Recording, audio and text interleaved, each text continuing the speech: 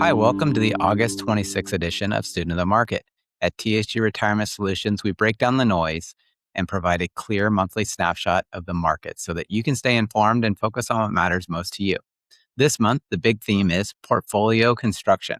Stocks have been positive this year, bonds have been slightly negative, technology continues to lead, and AI remains one of the biggest stories in the market. For people nearing retirement or already retired, the question is not just what is working right now. The better question is, am I taking the right amount of risk for where I'm at today? So let's jump in. Through July, US stocks were up just over 10%. Small caps, internationals, and emerging markets were up even more.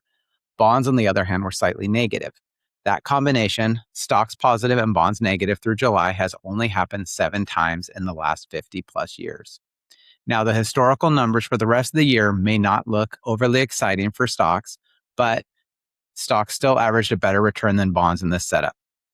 At the same time, bonds were generally positive in the second half of those years, which is a reminder that diversification into bonds can still make sense, especially for investors who are close to or already in retirement.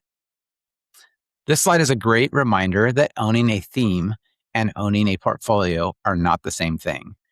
We think AI is a theme that investors should have exposure to, but the key is owning it thoughtfully.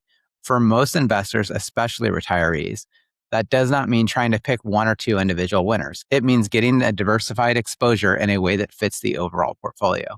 The deck shows that over the past 3 years, almost half of individual technology stocks have declined, while none of the AI-focused mutual funds and ETFs in the sample lost over that same period of time. That does not mean AI funds cannot lose money. They absolutely can, but it does show that the value of diversification in a volatile theme like AI and technology is important. This slide lines up with how we think about appropriate asset allocation. A traditional 60-40 portfolio still has a role, but we do not believe retirement portfolios should stop there. The deck shows on the left that the 60-40 portfolio's up and downside trade-off versus stocks is near historic lows. In simple terms, investors may not be getting as much downside protection from a basic stock and bond portfolio as they expect. This is why we use non-traditional equities and alternative strategies in our portfolios. We believe that if you can add assets that have a solid return, you have potentially a better balance between participating in the upside and managing downside risk. For retirees and people close to retirement, that balance really matters. This slide perfectly pairs with the previous one. For someone close to retirement or already taking income, avoiding large losses at the wrong time can be as important as getting good returns. The example, look at the global financial crisis and the bull market that followed in these charts. The point is simple. A portfolio that captured less of the upside, but also less of the downside, ended up with similar or better returns with less volatility along the way. That is exactly how we think about managing retirement money. It's not about trying to win every quarter. It's about staying invested, managing risk, and building portfolios that can hold up through different markets. The goal is better risk-adjusted outcomes. As we wrap up August, the message this month is clear. Stocks have had a strong year so far.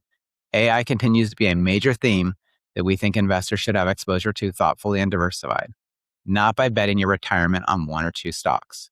But the biggest theme this month is portfolio construction. Can you be getting solid long-term returns out of your portfolio with less downside? So if you are nearing retirement, already retired, or wondering whether your portfolio is still built the right way for today's markets, we would be glad to help take a second look. Thanks for watching, and we'll talk again next month.